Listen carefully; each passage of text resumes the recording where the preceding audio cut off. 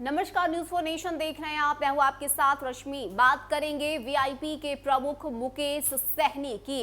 मंत्री पद जाने के बाद अब मुकेश सहनी क्या करेंगे? जब वो विधान परिषद में जाएंगे तो कहां बैठेंगे, ये सवाल उठता है और सवाल उठने लाजमी भी है, क्योंकि जब मुकेश सहनी राज्य मंत्रिमंडल में शामिल थे तो उस वक्त वो रुतबे के साथ विधान परिषद में पहुंचते थे और मंत्रियों के साथ वाली कतार में जाकर बैठते थे। लेकिन अब चूंकि उनका पद उनके पास नहीं रहा, ऐसे में अब मुकेश सहनी क्या करेंगे? जब वो विधान परिषद जाएंगे तो कहां बैठेंगे, किस सीट पर बैठेंगे, ये हम आपको बताने जा रहे हैं। बता दें कि मुकेश सहनी को राज्य मंत्रिमंडल से हटा दिया गया है। इसको लेकर बाकायदा जो ऑफिशियल पत्र है वो भी जारी कर दिए गए हैं। बड़ा झटका मुकेश सहनी के लिए था। लगातार अपने इस्तीफे से इनकार करने वाले मुकेश सहनी को आखिरकार मंत्रिमंडल से हटा ही दिया गया। ऐसे में आपको बताएं कि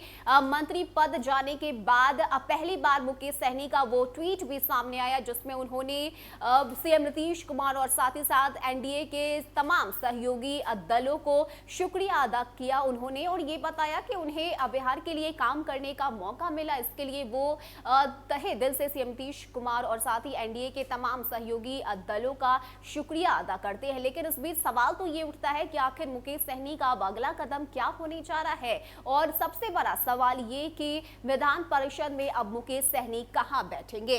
तो आपको बताएं कि भाजपा की अनुशंसा पर मंत्री पद से हटाए गए विकासशील इंसान पार्टी संस्थापक मुकेश सहनी की विधान परिषद में बैठने की व्यवस्था भी अब पूरी तरह से बदल चुकी है। अब उनके लिए परिषद में सत्ता पक्ष की अंतिम कतार में एक पंक्ति पहले यानी कि 82 नंबर की सीट पर बैठने की व्यवस्था होगी। हालांकि सोमवार को तो मुकेश सहनी विधान परिषद में नहीं आए थे। मंत्री पद पर रहते हुए मुकेश सहनी मंत्रियों की कतार में बैठते थे, लेकिन रविवार की देर शाम भाजपा की अनुशंसा पर सरकार ने उन्हें मंत्री पद से हटा दिया। ऐसे में मंत्रिमंडल सचिवालय ने सोमवार को इस संबंध में आदेश भी जारी कर दिया। लिहाजा वीआईपी प्रमुख मुकेश सहनी साधारण सदस्य के रूप में परिषद में 82 नंबर सीट पर बैठेंगे, यानी कि अब मंत्रियों के कतार में नहीं बल्कि 82 नंबर के सीट पर, जो कि सामान्य सदस्यों के लिए सीट होती है, उसी सीट पर जाकर मुकेश सहनी को भी बैठना होगा।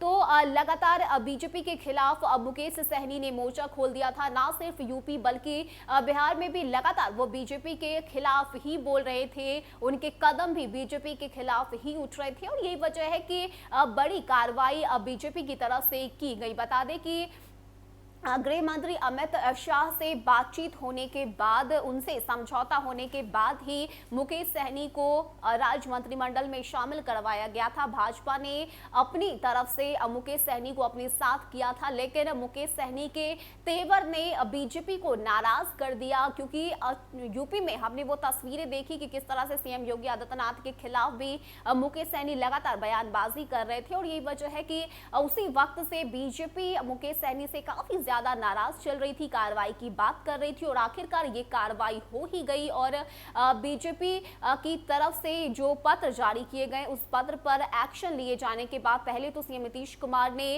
राज्यपाल फागू चौहान से इसकी अनुशंसा की, जिसके बाद इस पर मोहर लगाते हुए राज्यपाल फागू चौहान ने मुकेश सहनी को मंत्री पद से हटा दिया। ऐसे में अब अगर मुकेश सहनी विधान परिषद में जाएंगे तो वो मंत्रियों की सीट पर नहीं बल्कि सामान्य सदस्य के सीट पर बैठेंगे, यानी कि 82 नंबर के सीट पर बैठने को मुकेश सहनी के लिए जो वो सीट है वो अलॉट की गई है। फिलहाल इतना ही। ज्यादा अपडेट